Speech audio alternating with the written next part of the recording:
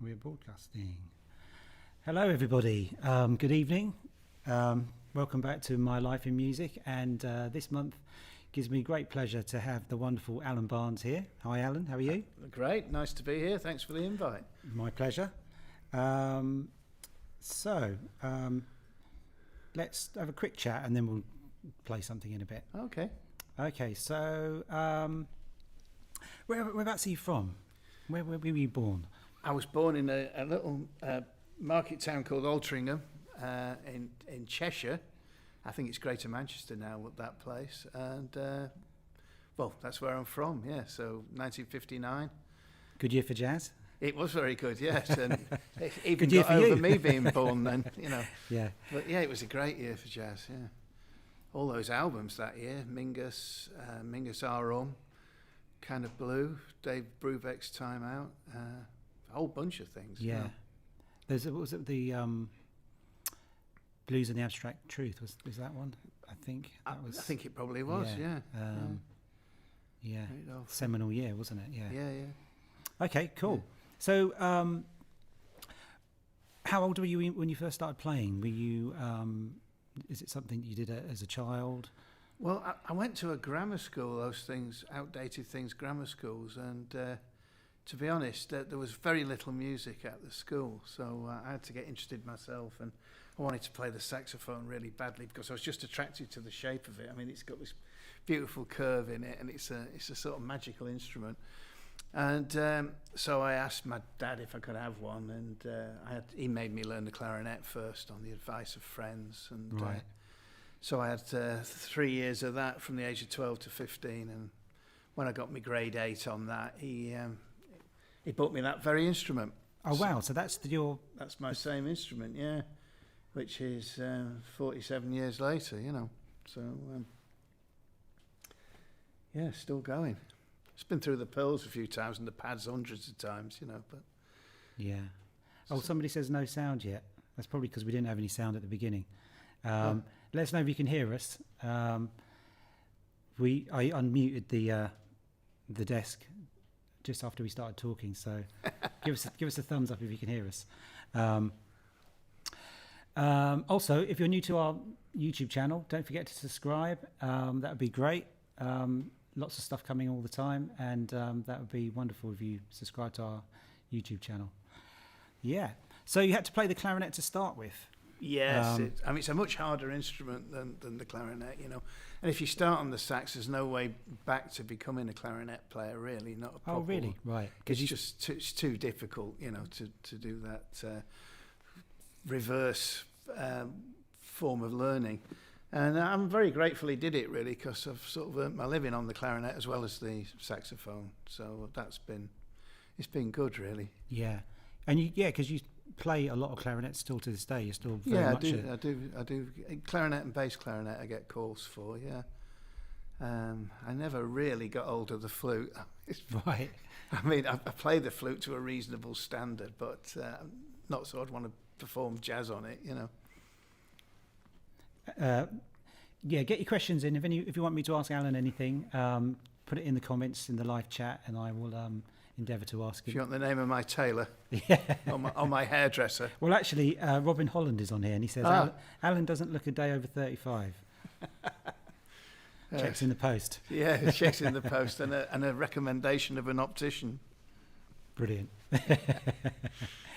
So, what's your earliest kind of musical memories growing up with the stuff you kind of you heard? Obviously, you wanted to play the saxophone.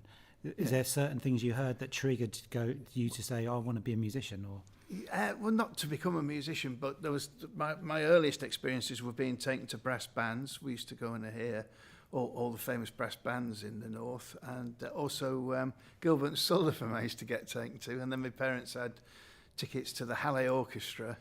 So I used to go once a week to hear a concert. I remember hearing the first Cuckoo in Spring, the Delius piece. oh wow, yeah, Which knocked me out. And if somebody hasn't experienced that, I mean, as a kid or at any age, to actually experience a full symphony orchestra, wow, in a room is quite something, isn't it? Yeah.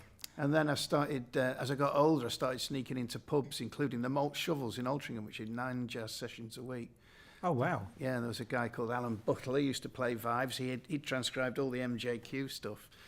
And there was a traditional band, the Martinique, which I used to sit in with, and just mainstream bands and a bebop night. And it was fantastic. And the landlord used to let me in as long as I didn't have anything to drink. Right, So right. So that was your kind of like your grounding in jazz. It was just on a listening level, just going to yeah. to hear that. To hear it. And the Alan Hare Big Band used to play at the Moss Trooper in Timpley, or they did a couple of times that I went. And but also there was so much more straight ahead jazz on the radio, on the television. Like if you watched the Morecambe and Wise show, you got something like Terry Lightfoot's band would just do a number as a a guest spot in the show, and a bit like on the Goons where you had Max Geldray and Ray Ellington, both not out and out jazz either of them, but both jazz influenced groups. So it was kind of more in the air. That kind of jazz than it is now, Yeah. So it wasn't so pop orientated. Yeah. So you get a lot of jazz kind of on television and on sort of certain radio shows. Sure, a lot more than you do now. So it's more mainstream. Some really intelligent radio programs. So you had Humphrey Littleton's program. I used to go to my brother's bedroom with my little notebook and write down the names of all these, because he'd play a track. And it's just wonderful hearing clarinet played like that. I didn't have a clue how they did it. He'd say Barney Biggard on clarinet, or Pee Wee Russell. Everybody had a great name. Yeah. Starting out in the jazz world as Alan Barnes is a bit of a full stop. But if you call Buster Bailey or you need Barney a proper Biggard, jazz. Alan Barnes is not jazz enough, is it? No, it's not. I wish I'd known that at the beginning. I would have changed it. Yeah. But when you see those films that are made of like there's jazz musicians in some sort of Hollywood films, they've all got these really cool names, haven't they? It's not real life. Great stuff. So your first clarinet teacher, that was more of a classical kind of thing? Yeah, Anne Walker. She was absolutely brilliant. She used to teach about 5,000 people a week, and she went around all the schools, and she used to take us all off on her little car to Manchester to hear. Well, she took us to hear a recital by Jack Brymer. I've still got his signature on the back of the program ticket. And the Northern Saxophone Quartet we went to see. Saw all kinds of fantastic. She was just a real force for good in the area, Yeah, and a very, very good clarinet player herself. And she had no idea about improvising. And when I said, I'm getting a saxophone, which one do you get if you play the clarinet? And she said, I think the alto. But actually the tenor would have probably gone better because they're in the same key. So that's how I ended up as an alto player, Because just on a recommendation, get one of those. Yeah, get one of those. And as I say, it was that one. And it was 200 quid. And there was an old musician in the shop who thought it was obviously money wasted on me, He sat there with his roll up and he says, you better get a Johnny Hodges record if you got one of those. So brilliant, yeah. I did buy a double album of Johnny Hodges on Verve Records, small groups when he was away from Ellington. It's fantastic. Brilliant stuff, Johnny Hodges, He was a massive influence on everyone, wasn't he? Oh yeah, he was. Well, it's that huge sound. I also got a Sonny Rollins record just because I've never seen such an impressive face of saxophone colossus. He's on the front with his tenor. I thought, my God, that's a real. If I was an artist, I'd draw that face, Yeah.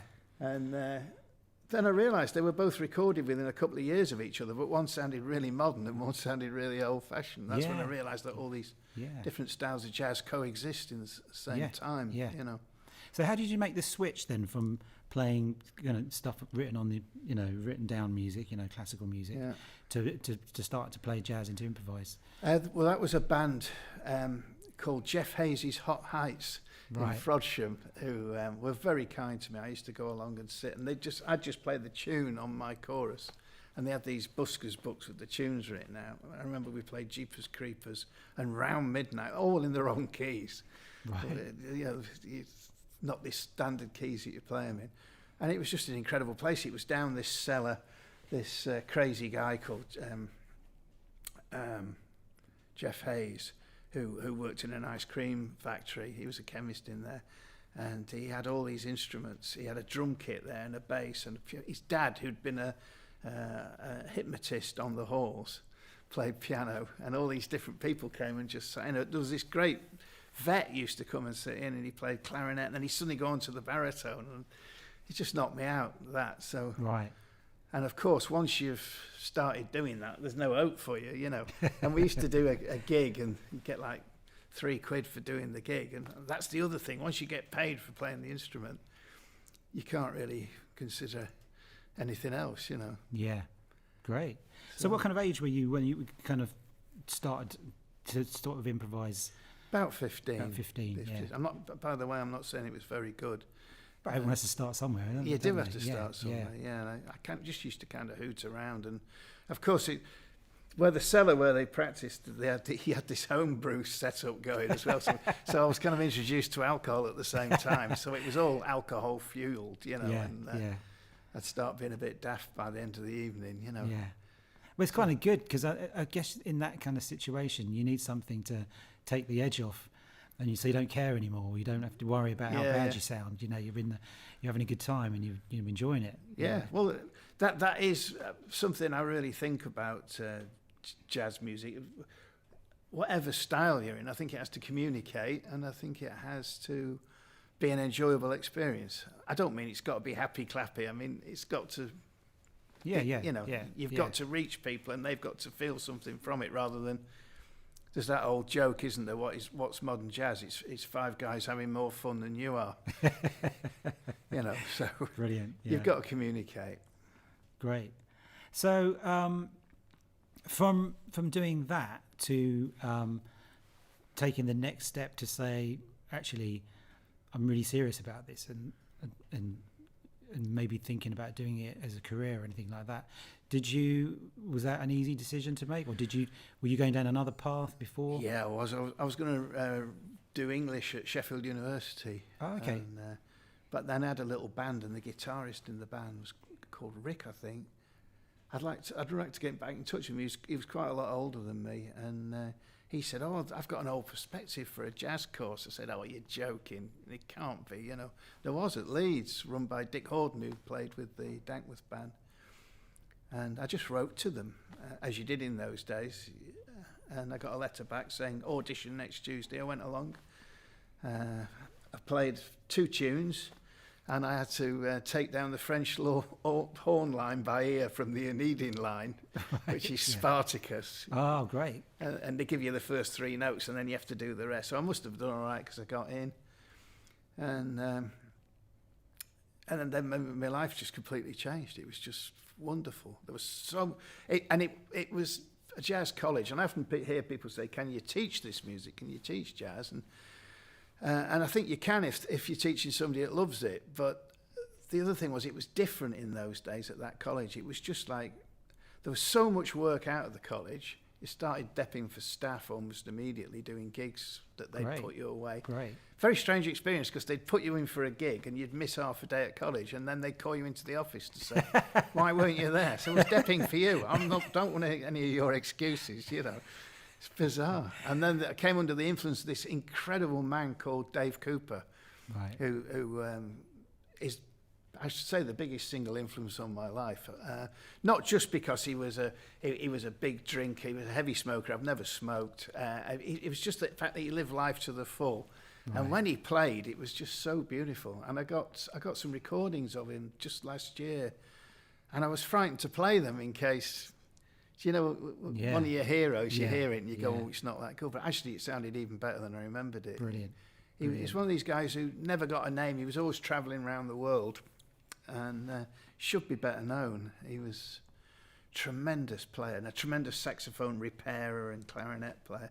But he had this attitude to life. He didn't care about what anybody thought or what anybody said. He just did what he wanted to do. So his teaching methods were unconventional. I mean, the first one was spent repairing the cine camera, and then I was sent out for a bottle of red wine on the second one. We bought a garlic press one week, and then eventually I said, "Shall I get my saxophone out?" And he went, "Oh God, will that be necessary?" You know. So he's preparing you for real life. Became a friend. He died quite young, unfortunately, due to his lifestyle. But yeah, he's quite an amazing person, you know. How many people were at Leeds at this time? Was there many people studying kind of like the jazz side of it? Yeah, there was.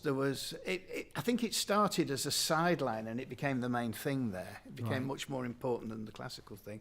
But there was enough to make up 4 or 5 big bands. Oh, right. And we had commercial bands as well. We all had to sit in wind band as well and play sort of marches and that.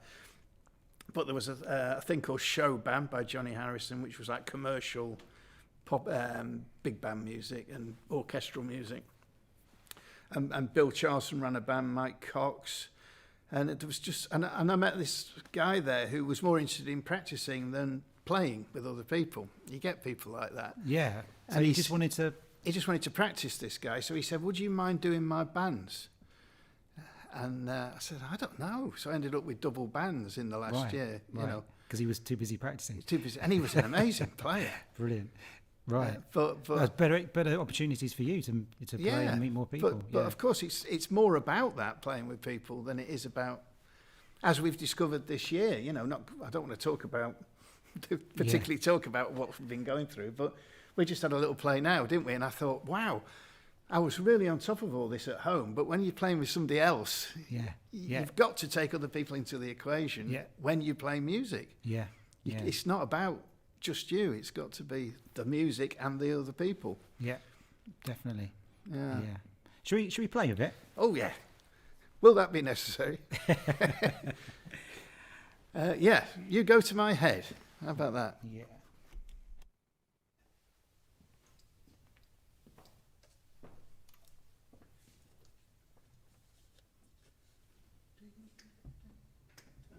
Yeah. 1, 2.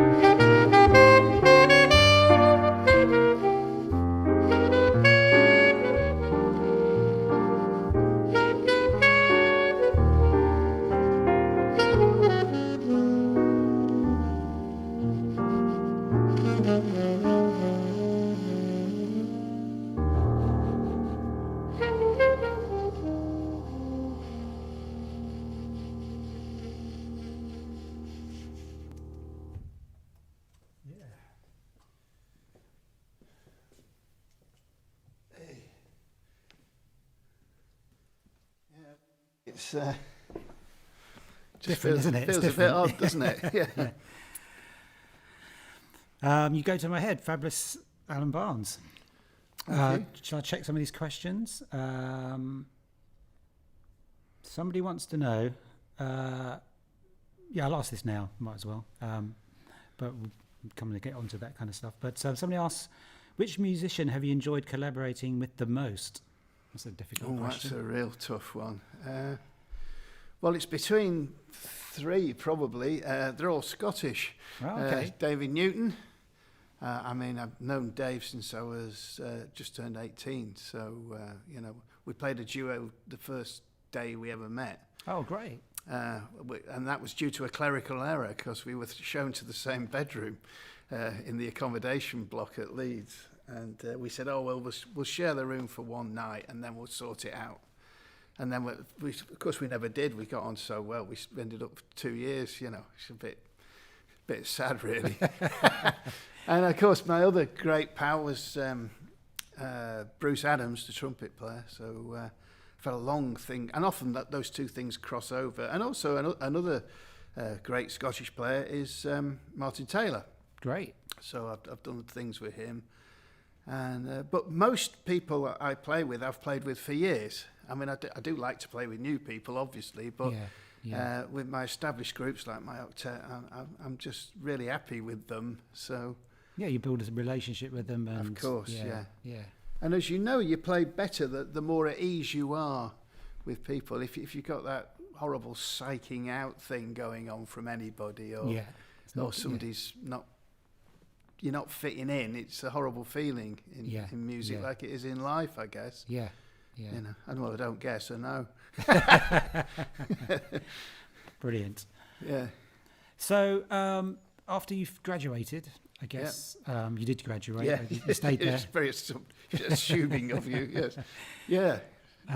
What was your next kind of step? Was it into being a professional musician? Yeah, it was. I was already working most of the time because I had a job at Sheffield Embassy Ballroom 3 or 4 nights a week, and I was doing oddly enough Castleford operatic things like that, the Gilbert and Sullivan things, playing in the Hassani Circus when they were in town. That was a strange one, where we ended up going round Bradford on a double-decker bus with no top on it, for Texas Home Care. Do you remember that shop? Yeah. And we had to play Deep in the Heart of Texas. And we had to play that for a week. It was so cold. It was like February. And we'd go into the shopping centres, like in Bradford, and there was 2 fire eaters, a human pyramid, a couple of very small guys going around on motorcycles. And, yeah. It's a proper kind of old circus kind of. A total circus thing with us playing Deep in the Heart of Texas. But the leaflets hadn't come through, so nobody knew why we were there. We didn't know what we were advertising. And one time the security guards grabbed these 2 little guys on the things, thinking they'd do their job, but with the easiest bet, And these guys knocked both the security guards out. We ended up running through the snow in Bradford, jumping on the back of this bus. That's not really the answer to the question, is it? So I was already sort of working. I could have stayed there, I guess, and kept paying. It was so cheap in Leeds in those days, and there was so much work. But a friend of mine, Paul Lacey, who now runs the Back to Basie Orchestra, I'd been through college. He was at college all the time I was, and we played a lot together. And he sort of talked me into moving to London. So we did that together, and we both had a room in a house. And then we landed a job at the Punch and Judy pub in Covent Garden, sort of 4 sessions a week, playing jazz. So Oh, great. it's quite remarkable. So Those you- kind of things happen then. They don't happen now. You know. Yeah. So you landed straight into like a little residency. It was. I remember what the money was. I think it was £8 a night. It was 3 nights and a lunchtime. I think the lunchtime paid 6, and the rent was £10. So it was Brilliant. kind of Yeah. yeah. I mean, it just sorted out. And then I met a wonderful man who's died this year, Keith Nichols, who was all his life he did 20s and 30s music, and he transcribed all this stuff, and he had a band called the Midnight Follies. So I started depping with that, and from there I got a job with the Pasadena Roof Orchestra for a year and a half. Oh, wow. Great. So that was my first taste of proper touring in the bus round Europe, you know, for 18 months. Yeah. And I bought myself a tenor and a baritone and a soprano, and left after Right, that. You know, right. So, yeah, it was I a great mean, experience. yeah. But I knew it wasn't quite for me. You know, But it did its job. It, Yeah.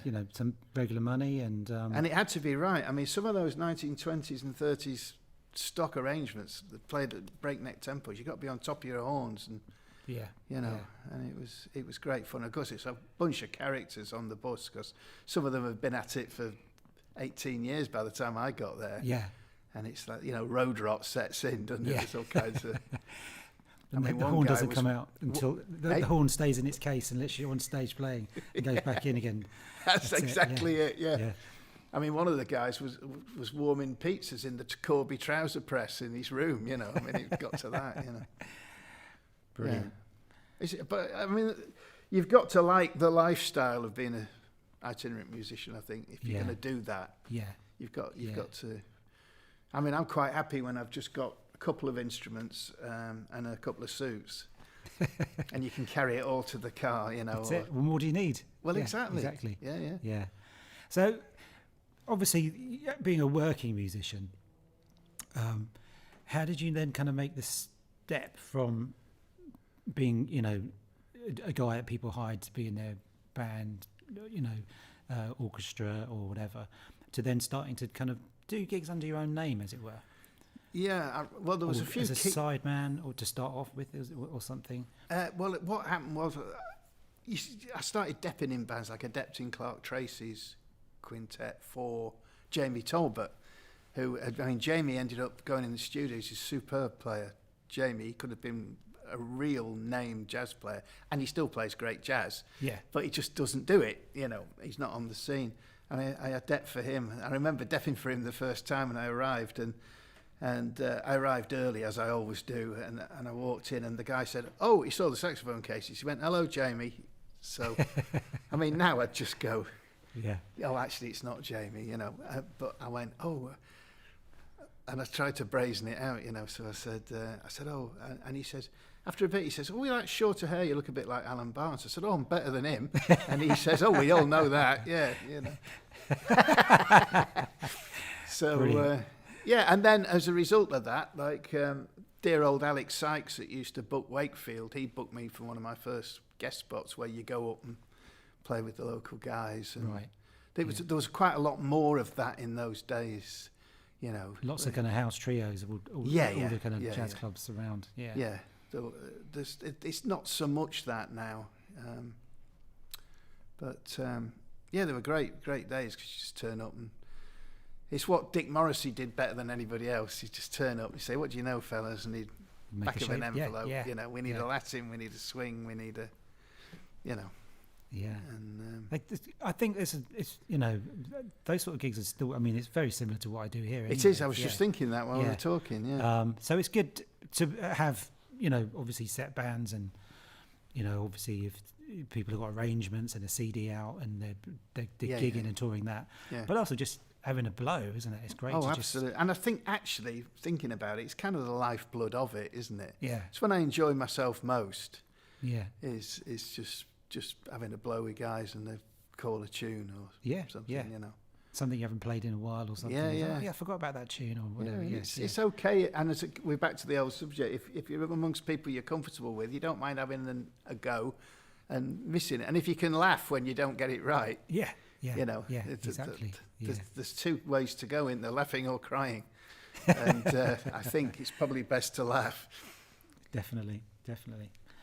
So who were your kind of major influences around this time? Who did you like to listen to the most? Well, I got very into Charlie Parker. I still am. Right. I think it's just such an incredible outpouring of Bird and with Bud Powell, and so all those bebop people I got into very heavily, and Sonny Rollins as well. I've been listening recently to that Charlie Parker. It's live at Birdland, one night at Birdland. Recommend it to anybody, with Fats Navarro just before Fats died, and Bud Powell's on piano. It's incredible. There's a track on there around midnight. It's got it's a perfect piano solo. Right. It's you couldn't take a note out, and so that's genius level though. Yeah. To have that amount of people on the stand like that. But people like Sonny Rollins. But I've always been interested in all of it. So I go in. Sometimes I'll be into Sidney Bechet.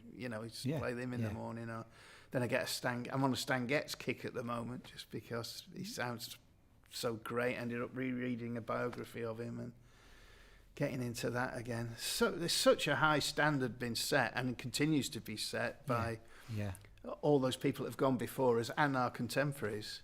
I mean, there's just taking my instrument before even starting any others. So many good saxophonists in the British Isles, from all over it. So you've just got to be glad to be part of it and keep your mouth shut every now and then. Don't ever start pontificating about what you can do. It's always a mistake. Yeah. So, kind of like building your own identity, your own kind of sound. Did you ever think that way? Thinking I must be my own. This is the kind of path I want to go down to become this type of player, or were you just one of those guys that just played what you liked? I just do what comes in. Yeah. And I write quite a lot of music, and I always try and go with the Duke Ellington, Billy Strayhorn route with that. Just in that I've got a band I can write for. I've got specific people I can write for. Yeah. Like if you've got Mark Nightingale on trombone, you can pretty much write anything you want for trombone. Yeah. I've got Bruce Adams, who's brilliant on all the mutes. Karen Sharp, who's got a lovely improvising way, which is in a contrast to Robert Fowler's beautiful way of improvising. So you've got those two different reed players. So, it's there's all that different. It's the difference really that makes people individual, isn't it? Yeah. And I think if you play jazz, you end up sounding like yourself anyway. Yeah. Yeah. And you have to accept that you do sound like yourself, because we've all had that experience when you first do a recording and it doesn't sound like Cannonball Adderley. Yeah. By a long chalk. You go, oh. But I think it was Duncan Lamont Senior that said to me, he says, as soon as you sound like yourself, that's it, in a recording studio. Yeah. Sounds like you, that's all you're going to get. Yeah. So exactly, and then you're content with it. That's how it was on the day, and that's what I sound like. That's exactly what it is. Just when you're comparing yourself to, like you say, Cannonball Adderley or somebody, that's you're always going to fall short, because there's only one Cannonball. There's only one of those guys, isn't there? Yeah. Brilliant stuff. Somebody asked, when did you first start writing your own original music? Jackie Greenwood. Oh, I first started when.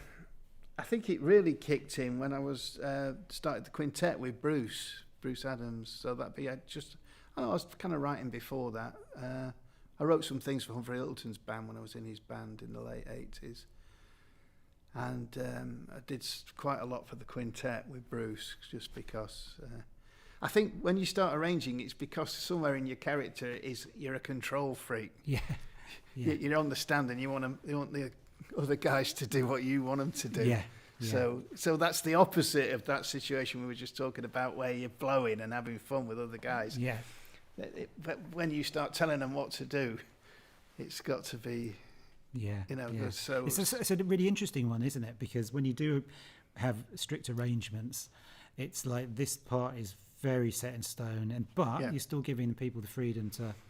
Yeah. There's always like room to be themselves, sort of thing. Yeah, absolutely. And I also like arrangements that you can move about. I mean, one of the great editors of jazz arrangements was Woody Herman, And apparently they'd bring charts in. I was lucky enough to play with Jake Hanna on a tour for 3 months, and he said a new chart had come into Woody's band, and he'd play the chart down, and he goes, "Yeah, that's great. Doesn't quite work though, does it? So from now on, it starts at D, and we play C after F, and then suddenly the whole chart would start to breathe, you know." Yeah. I get a lot of help with writing off Mark Nightingale, who's a consummate writer. And more often than not, I get him to look at stuff I've written. Right. And he always takes stuff out. And it's always the bit that you've spent hours, you know, because you've got to watch you're not rewarding the amount of effort you put in. You've got to look at the result. Yeah. You can't say, I spent 3 hours on that, so it's staying in. Yeah. Yeah. If it's too much, you know. That's good. It's sometimes good to have another set of eyes, another pair Oh, of ears. absolutely, Look yeah. at something and just be discerning and say, look, actually, you know, that get rid Absolutely. of that. I wasn't always capable of that. I always thought I was right. I think it's not unique for males to admit they're wrong. No, but when you know, it took a while. But after a while, obviously you're playing all the time with guys more experienced than yourself when you're younger, and they'll say something, and afterwards you think, you know what, they were right. They're right about that, and I think that's when you start to get it together as a musician. Is when you just start listening to everybody else chipping in and stop assuming that your route is it, you know. Yeah.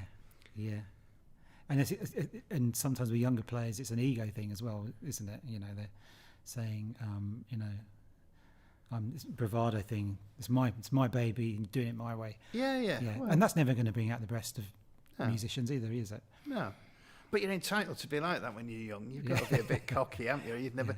I mean, if I was 18 now, knowing what I know now, I wouldn't do it because I didn't realise how good it could be. You know what I mean? Yeah, exactly. That's a good way of looking at it. Yeah. Should we do another tune? Yeah, lovely. Why not? Which one? On my copious notes here. Do you want to do a ballad? Yeah, let's do that. Let's do Some Other Spring. Brilliant.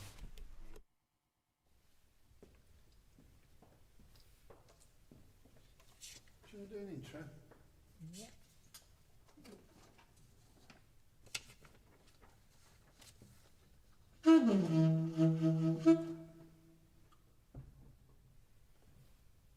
Yeah, come tempo.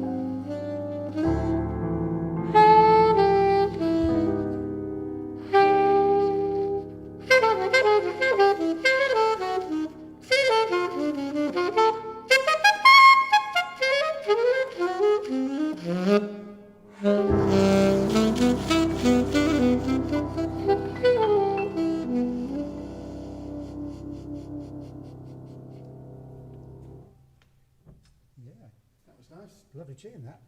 Yeah. I might be wrong, but I think Teddy Wilson's wife wrote that. Really? Is it? Arthur Herzog. Oh, yes. Yeah, Teddy Wilson's wife, Arthur. I might have got that one wrong, folks. No, that's another tune. I've confused it. Sorry. Brilliant. Dr. Johnson's advice to writers: look at what you've written, and when you see something you think is particularly fine, take it out immediately. That's Alan Parr wrote that. Brian Collins: my first experience of hearing your own compositions was through Tommy Chase and the then Jazz Renegades. Oh, we had forgotten about all that. Yes. So the proper answer to your question, when did you first start writing, was Tommy Chase Quartet. Right. And the Jazz Renegades. I wrote tons of things for them. Right. Yeah. Okay. I did a couple of albums with Tommy. That was a very, I don't know if you know, did you ever know Tommy? No. Probably before your time. He was a very volatile drummer. Right. And he's recently died. I don't think I'm speaking out of turn to say he was quite a difficult character, right. You know. And he would go around telling everyone he was the best drummer in the world, which is quite a claim. But we had quite a fiery band, and we were popular for a while, like at the Wag Club, which stands for Whiskey A Go Go. That one in Wardour Street. Oh, okay. There used to be queues around the block because at the time young people were sort of dancing to it. And after I left Tommy, I got involved with Steve White, very fine drummer who was involved in the Rock World Style Council, things like that. Oh, okay, right. And we put he already had the band called the Jazz Renegades, and then I joined it and started writing for it. Right. So and when you first started writing, was it kind of, your standard tune, lead sheet, melody and chords? No. Or did you start arranging straight away? Start arranging straight away with proper bass lines and things. Yeah. Because that was one thing I learnt off Tommy. He was really good on that. He said he used to call it dressing it up. You've got to dress it up. You need a little intro. You need a funky little vamp on the bass, and he was the first guy to put in my head the idea of a short solo that meant something, rather than doing your practice, on the stage, And I still like that idea. But all those great records take somebody out of the air. Clifford Brown, for instance, I was listening to that one with Harold Land the other day, and they've just got a little way of everything's dressed up beautifully. Yeah. There's a little bit here. There's a little bit of an out chorus. Yeah. Nobody goes on too long, and of course the blowing is of unbelievable standard, and it's just a really nice experience, the whole thing. Yeah, great. Yeah, it's good to kind of have those kind of concepts, straight away, really. Yeah. Oh, I think so. Yeah. Yeah. Oh, Tommy, he was something else. And we had a lot of fun with the Jazz Renegades, and that kind of petered out. I'm not quite sure why, really. But somebody's put in, Brian Collins says, Sarah Jane Morris, ? Oh, yeah, we did a single called Do It the Hard Way. Acid Jazz, he said. Acid Jazz, that was it, yeah. Brilliant. Yeah. Do It the Hard Way, that was cool. And then a few years after that, I was playing with John Dankworth's big band, and he said, I heard a record of somebody ripping me and Cleo off. And it was that record. I said, I think you'll find that was me. Brilliant. So, teaching and education. Do you do any lessons? Do you teach? I do quite a lot of teaching now, Privately, or do you teach at some of the colleges? I teach private. No, I don't teach at any of the colleges, except I go in sometimes and do a day's workshop. I've done that at Leeds. I've done it at Birmingham to an extent, and I think that's about it. I did some at the academy a long time ago when they were trying to get, reading between the lines, when they were trying to get a bit of an old fart in to play some older styles, Right. So I think that's why I was called in at that point. But I do various teaching courses. I teach on one called Mayor Clef. I teach on the Loire one, which is these are all good Tristan courses. Mayo. Tristan Mayo runs that. Yeah, we have some wonderful time out there. Make a load of music, and I teach on a couple of courses at Higham Hall in the Lake District. Oh, nice. Which I went along once just to be the guest tutor, and we ended up having such a good time. I've done it every year ever since. So I do a smaller class in January, and there's one hopefully in July. I was going to say, is anything happening this year, you know, on some of those summer courses and things? Yeah, well, the January one was cancelled. The July was cancelled last year, but we have a great time up there, and that's more playing through charts. Right. We have a little bit of a talk about what we're going to improvise and how we're going to approach it, but I just take a carload of charts and we play through them. They have like 3 octets, and everybody gets on great, and it's just a lovely place to be. You walk out in the morning, there's the Skiddaw, the mountain is lovely. there, you know. Yeah. And it's, if you've been on the road a lot, that used to come as a real like a retreat, week off yeah, treat, and yeah. the food's great, and there's a bar every night with real ale, and we're all chatting, and it's just great, you know. Good social side of it. It as is, well, yeah. Yeah, great stuff. So yeah, and I've got me teaching chops together now. Right. I've got a set of things I can show people that will perhaps help them, you know, improve almost immediately, you know. Yeah. Things I've worked out for me. Have you done a lot of that in lockdown? Yeah, teaching? I've done a lot more Right. of it. Yeah. Just working on some worksheets and approaches and ways of thinking about it. Because sometimes I mean, we all play our instruments well enough to improvise on. It's what goes on in here you have to work on more than this. Yeah. It's very seldom a technical problem comes up. What comes up is lack of imagination. Yeah. So you have to find ways of getting that going, but of course, when you know you listen to the jazz greats and there's something else going on. I've been lucky enough to stand next to it a few times. I remember playing with Charles McPherson, the great American alto player, and he just played with this sound, and it's almost like there's some other force in it. You know what I mean? Yeah. There's something you can't get that these players have. Yeah. There's a sort of wail to it that I try and get, but it's a shame that word X factor has kind of been taken over by something else, because that's the word. That's the, you know, when you really meet the truly greats, they've got something. There's an X factor that you can't put your finger. You know, it's them, and that only they've got it, and that's it. Absolutely. And you try as hard as you like or whatever, you'll never sound like them. Yeah. They've just got this thing that they do that makes them them. You know.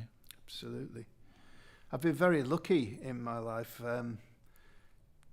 just ending up playing with these people, sometimes only once or twice, but like I remember one Nice festival, I was there with Humph, and we ended up doing a jam session with Clark Terry, and Harold Ashby has been in the Ellington band, and Norris Turney played with Britt Woodman, all these people, you know. People have been reading on the back of sleeves since I was a kid, and they all had that thing. And I remember seeing Zoot Sims play live. In the days when you could get into Ronnie's, it was £1 with your union card. You used to have a union card, not a digital thing. And it was £1. You go in after your gig finished, and you see Zoot Sims, you know, always playing at that incredible swinging level. Saw Art Pepper in Ronnie's, Chet Baker, saw Stan Getz at the Nice Festival. It's just unbelievable, you know. Yeah. Playing in a Roman amphitheatre without amplification after the Brecker brothers had been on. Who played with amplification. Oh, wow, yeah. I mean, the bloody place was shaking. It was tremendous, of course, you know. And then he came on and pushed the mics away, and he played this bow that he does, the bottom to the top. Woo, brilliant, yeah. And everybody went, whoa, you know. But again, that kind of presence, and it's, you know, jazz is more than just being able to play one of these. It's how much you can fill a room and communicate, like we were talking about. It's you know, it's an important thing. Nobody wants to see, excuse my language, but 4 smart arses enjoying themselves with a load of in-jokes going on. You know, they don't want that. And you've got to play. This is only my opinion. I'm pontificating now. But you've got to play for people, not for yourselves. I remember reading something about, I think it was the early days of Branford and Winton and the music they were kind of playing. And I can't remember where I read this, and it was something to do with the things they were quoting. and playing about when they were playing around. Nobody apart from them would know what they were quoting or what they were playing from, because the kind of stuff they were listening to and doing just went over the head of any kind of listener. Wow. And it was, it was on different levels. So like you say, it's like an in-joke to those guys, but nobody else is kind of getting what they're doing. So it's a quite interesting way of looking at it, yeah. So I was going to say to you, what a lot of the changes over the years, kind of in the whole kind of jazz scene. What kind of things have you noticed? Kind of the approach, the scene. Do you do anything differently today that you did like 20 years ago or something? Yeah, I mean, if I look back in my diaries from 20 years ago, it's gone. Most of that stuff has gone. Right. And of course, new hierarchies come in. So a club that you might get regularly booked at comes in with a slightly different policy, and they decided on another kind of music, and things change all the time, don't they? With young players coming up, as they should. That's the point of it, and doing all kinds of different things, So, and there is less and less of that. I would say there was until recently. Imagine this. I can always think of the exception when I'm thinking that, that common ground we were talking about, just jamming with guys. I mean, I think about like upstairs at Ronnie's, where loads of guys turn up really playing great, and they all seem to know tons of tunes. So I guess it is all still going, Do you ever do that at all? Well, not, obviously not since COVID and things. Do you ever think, I'm going to go and sit in at a jam session or something? Not at a jam session like that, no. But I might go if friends are playing somewhere. So right. Got a really happy memory of going down the Spice of Life when I think it was Willie Garnett and Art Thiemann were playing. Oh, great. Who were both friends of mine, and I loved them both as players and people, and we just had a ball for the second set. Just, I like that kind of sitting in. Well, you were like-minded souls and old friends. Yeah. I'm not interested in anything approaching a cutting competition. No. No. It's let's face it, it's a young man's game, isn't it? Yeah. Yeah. In terms of that. Yeah. Yeah. You've just got to try and... I've got a friend, well, he's died now, but he was a saxophonist in America. He used to say, you'll be okay, you've got barnacle status. They can't chip you off the rock, I don't know if that's true. But anyway, there's so much great music happening that it's good. It's a good scene, Yeah, definitely. Somebody asks, what would Winton have said about your music, the music produced with Humph?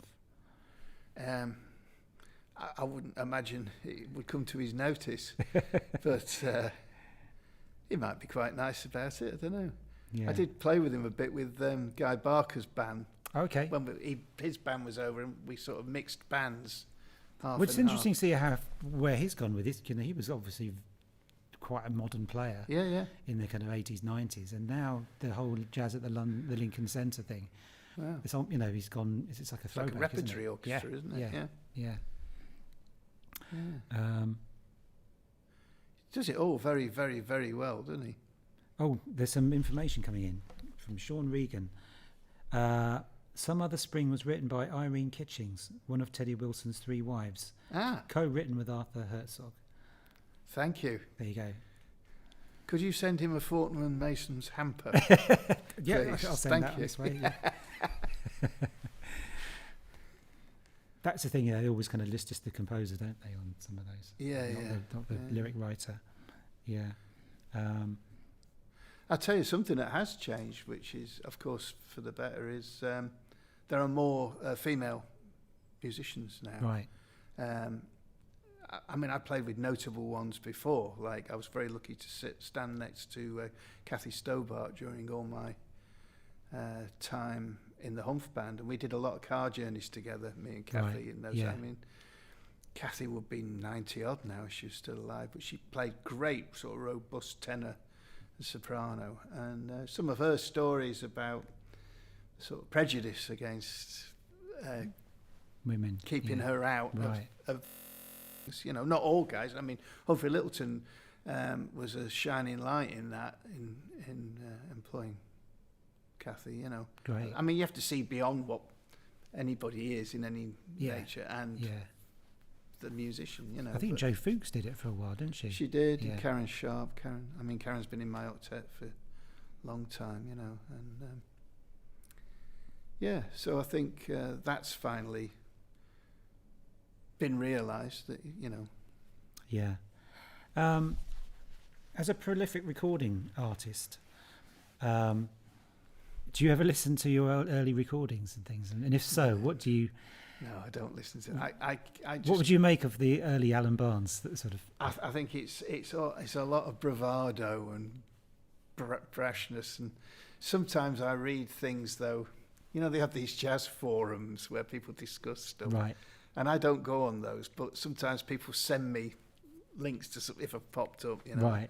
And there was a discussion. I've seen a couple of discussions about I appeared as a fiery spirit in 1980 and made these exciting records with Tommy and that.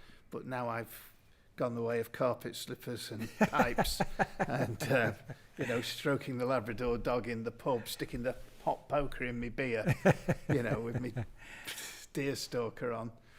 So, you know, it depends how you view it. I mean, I think I've got it together more than then, you know. Yeah. Thank God. Yeah. But, I mean, it was all a big party then. It was all have a few pints and blast your way through these tunes and, you know, which is perhaps how it's supposed to be. I mean...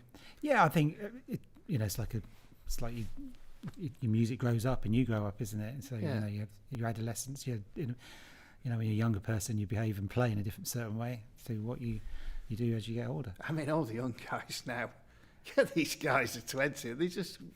I was nowhere near that. Nowhere near it, you know. But it's kind of more formalised now, the way to get the knowledge, isn't it? I mean, you're asking blokes in pubs in those days. And there was no YouTube or anything.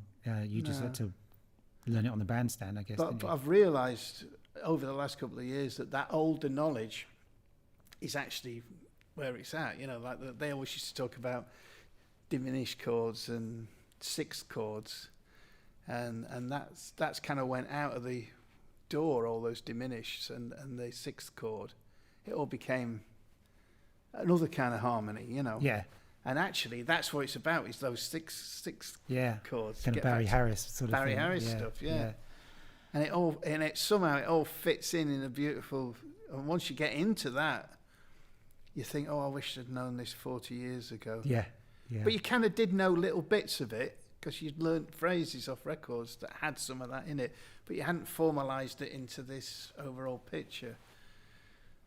But it's just great still learning it, and in a way that's a simplification of it, but a simple way into an incredibly complicated system. And you think, yeah, it's exactly what those guys did do. Is that, you know? Yeah. It's funny, isn't it? It's some, you know, very simple, isn't it, music? But on the other hand, so difficult. Oh, yeah. So it's a double-edged sword sort of thing, isn't it? Yeah. Give you an example of that. I was just trying to learn a Gershwin tune this week, Of Thee I Sing. I couldn't sort it out at all. Put Stan Getz on. I ended up writing out what he plays on the first chorus. Right. It's better than the melody. Yeah. I mean, you've got to be careful saying that about Gershwin, but it just, he's found a way to play it, and now I can play it because I can impersonate that. Yeah. You know. Yeah. But I think Bill Evans said that, didn't he? He said, don't extemporise or change the melody unless you're changing it for the better. Yeah. Yeah. I mean, there's somebody who would really get to the essence of a tune, wouldn't he? I mean, he took things to the extreme, I believe, where he would he'd never perform a tune in public unless he could play it in all 12 keys, right. And then he knew it, sort of thing. Yeah. He did say, don't practice 24 tunes for an hour. He said practice one tune for 24 hours. Yeah. And I know what he means. There's a lot of juice in a musical orange, isn't there? Yeah. That you can squeeze out, you know. Yeah, it's going to a different level, a depth having depth for something rather than just skimming it over. Yeah. Yeah, you know, less is more, or whatever the phrase is. Yeah. Yeah. Great. I think that's all the questions. Yeah, just keep the comments coming if you've got anything you want us to answer. Should we do another tune? Lovely. What about Yardbird? Yeah.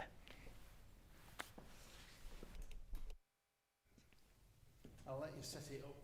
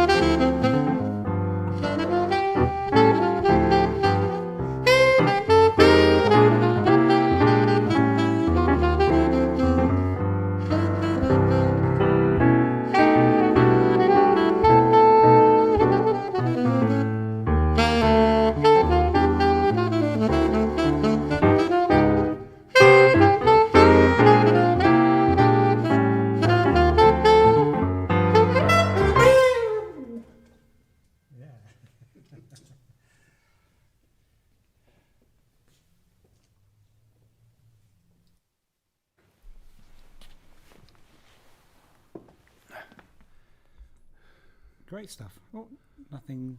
No new comments. No new comments. No new comments. Okay, so current kind of projects and things. Anything kind of in the pipeline? Anything? Oh yeah. Over lockdown, have you come up with any new concepts or written new music or anything? Yeah, I've written a 2-hour suite based on David Copperfield for the octet. Oh, brilliant! And this is going back from the what's the Charles Dickens one you did before? Oh, Christmas Carol. Yeah. I did Christmas Carol. I've done the Sherlock Holmes suite as well. So, yeah, this is another one of those. So music and literary. Yeah. It's a chance for me to dress up and read from me bit of Victorian literature at the puzzled people. Fantastic. Come along. Yeah. So there's I think there's 14 pieces in that, and there'll be 7 short readings in each half. You know, all written for the octet. And this will be a recording that you're going to do? Maybe, yeah. Possibly, I mean, I've got my own recording company, and that's got to be honest, that's dwindling now because most of the sales used to be on gigs. Right. And the ones that are going to sell via Amazon and that have kind of gone out. Still get quite a lot of downloads every month, so that's good from around the world, you know, which is nice. But just the returns on the whole kind of streaming thing has kind of ruined the recording industry. It has, so I've got that. I wrote a thing just before lockdown called Jazz Portraits, which is a portrait of each member of the octet. Oh, fantastic. 8 pieces, and then another 4 which are famous jazz musicians, so just to make it up the numbers. Have they heard these pieces? Yeah, we played them at Southport just before the lockdown. This is what you really think of me then. Hey? Oh, yeah. And Brilliant. they've all got a title that reflects the character of the person. Great. And do they play the kind of like lead part in the tune? Yeah. It's a proper written feature for them to show off what I think of as their strengths. Right. That's really interesting. Oh, great. It's a nice way of doing it, and well, you know, the aspects of playing that I like most in them, you know. Yeah, that's really interesting. Yeah, great. Somebody says David Copperfield, shamelessly populist, but might be good. Shamelessly populist? Yeah. That could be written on my gravestone. Yeah. Yeah, I know. I mean, I love the idea of getting jazz fans to read Victorian literature and literature fans to listen to some jazz. You know? Cross-cultural sort of. Yeah, of course. Yeah. It's a great. I mean, you get one of those tomes. I mean, they were written before. That was supposed to get you through a couple of months of the winter. One of those books, you know. Right. Yeah. And you've got to keep at it. Oh, somebody asked, when is your next gig? When and where is your next gig? I think I'm doing Ronnie's at the end of the month with Gilad Atzmon. Oh, okay. So that's my next major thing, I think.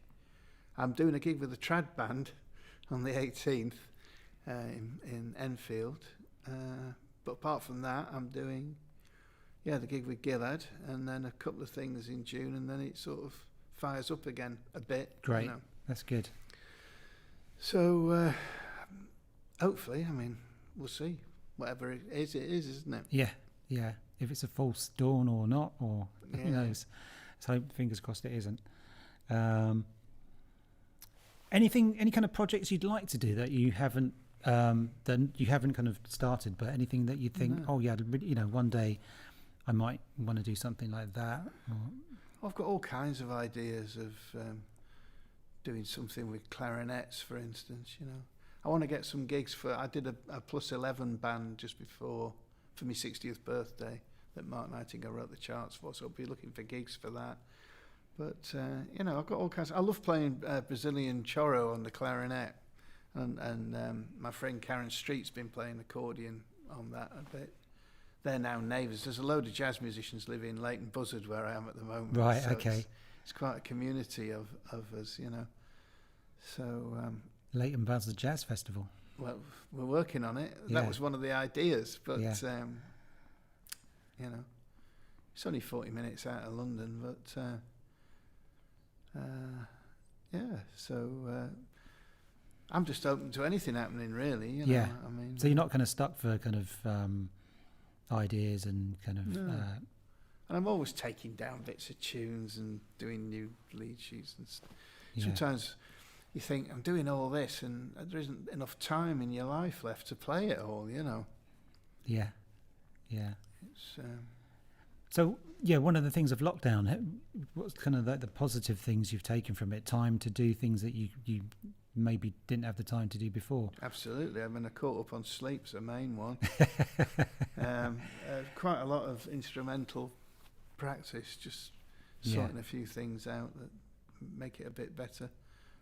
And and thinking about tunes and just thinking about things in general, about your place in it now as a... believe me, I don't think I'm an old person, but as an older... Yeah. I mean, I've done it professionally for 42 years. It seems quite... It always makes me laugh when you're watching the telly and an expert comes on and says, I've been doing this for 12 years. And you think, oh, yeah, 12 years? When I've been doing this for 12 years, I didn't really know what was going on, you know. But, Janet McCann asks, will there be one on Great Expectations, my favourite Dickens novel? well, there might well be. Yeah, watch this space. Brilliant. Get Bruce Adams dressed up as the convict on the marshes. Yeah, that would be good. Brilliant.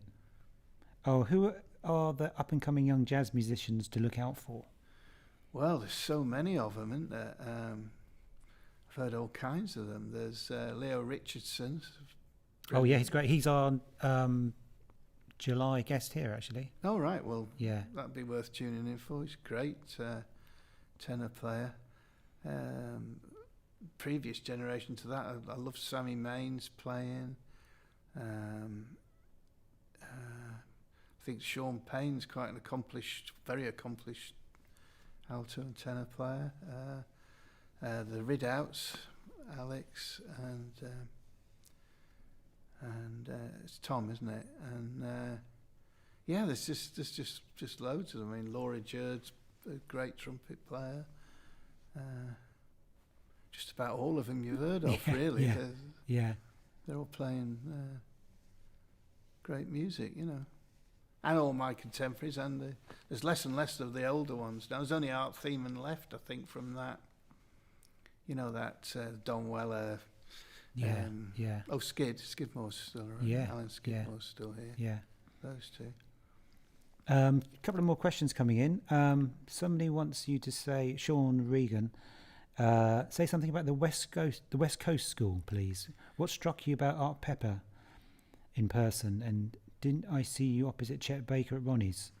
No, I never played opposite Chet Baker. I did go and see him a lot. The people I played opposite at Ronnie's I played one night Depping opposite Joe Henderson. I played for a couple of weeks opposite Art Blakey. West Coast. Well, there's a popular myth about the West Coast, isn't it? That it's emasculated, anemic, not quite as strong as the East Coast. But of course, a lot of people associated with the West Coast came from New York, and a lot of people associated with like Zoot was from... Yeah. He became like the epitome of New York, Zoot, but he's from... Yeah, it's funny that, so isn't it? you know, it's... But I mean, we all know that slightly over-arranged, you know, studio player jazz. And we know which records those are, but it doesn't take away from people like that have become associated with that, like Jerry Mulligan, Zoot Sims, all those old players, you know. I guess I'll always prefer that harder East Coast thing. But, you know, everything's got something. Yeah. I mean, Paul Desmond, for instance, you know, that dry alto playing, so inventive. It's just ridiculously melodic and command, and totally unique to himself. And Art Pepper was unique to himself. I mean, it was like seeing a man... I'd never seen anybody that involved in a set in my life.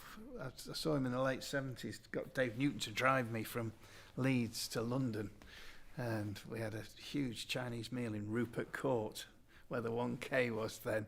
Right. And then we went in Ronnie's, and I had loads to drink, and it was Art Pepper. Kathy Stobart was playing opposite him, Right. and it was just it was quite disturbing to watch him. It was like Right. it's like he's fighting Right. to. Yeah. He's very emotional and involved and getting quite avant-garde at times, and I hadn't really seen anything like that, you know. Nearest thing I'd seen was when Bobby Wellings was touring with that band he had, Nomad. I went to see that at the Band on the Wall when I was at college. That was pretty amazing. Right. You know, he had Spike Wells and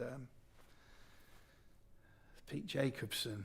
Oh, he Adrian was incredible, Kendon, yeah. and, you know, it was a great band. And Bobby was on his comeback from the 17 years in the wilderness, or Right. whatever Yeah. you call it, you know. And that was pretty. I hadn't really come across anything that involved before that, you know. Oh, I hope this is going okay. You hope it's going okay. Well, I just said an error on here, but it says excellent connection, so we shall see. Should we do another tune? Yeah. What have we got left? Menina Flor. Yeah.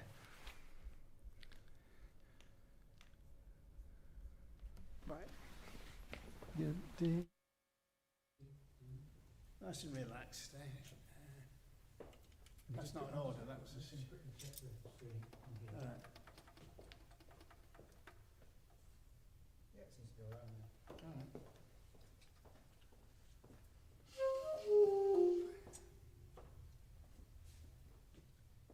There's a little vamping. Yeah.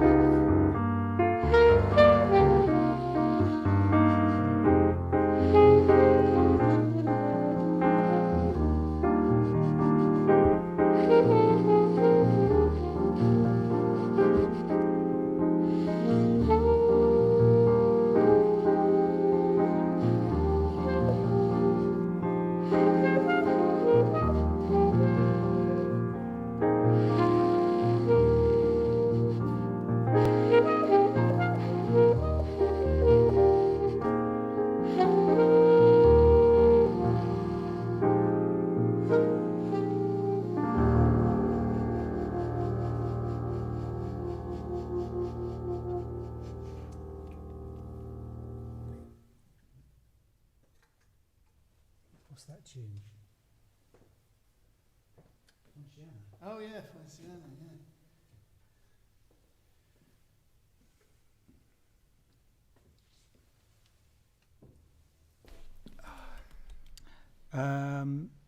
Hope you're still with us. My screen's gone off for some reason, but it looks like it's still going and the comments are coming in.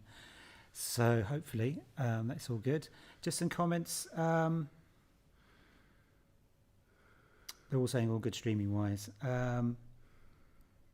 Steve Fifield says, Alan Dickens' evening of kind of immersive theatre event. How would I find out more? Lovely interview. Oh, it's actually Barbara. So, find out more about. Well, my website. I'm going to start putting gigs up again there after a long.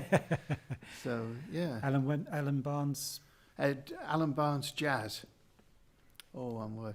There's a rather unfortunate. Well, it was unfortunate for him more than me, but there was a disabled pensioner called Alan Barnes. Do you remember who got mugged? Oh, that's right. Yeah, he became famous for that. He became very famous for that. So it's kind of all got a bit mixed up on the internet. So sometimes it comes up Alan Barnes musician with a picture of him there, which I'm surprised he's not cheesed off about. But you might be getting your royalties somehow. Oh my God! Yeah, I hope he's doing better than that. Brilliant. Someone says, is that a new alto? And no, we discovered earlier that it's not. Nice. Yeah, it's your first one, wasn't it? Yeah. 1973 that was manufactured. Yeah. Is it? Selma Mark 6. Right. Yeah. Would you ever consider being a stand-up comic? No. If the gig's dried up, I guess. It's all right making a few funny comments to jazz musicians, but if I was entertaining a rugby club, I'm not sure. Yeah, it's a different skill set, isn't it? I don't think gags about Paul Gonsalves would quite make it, Yeah.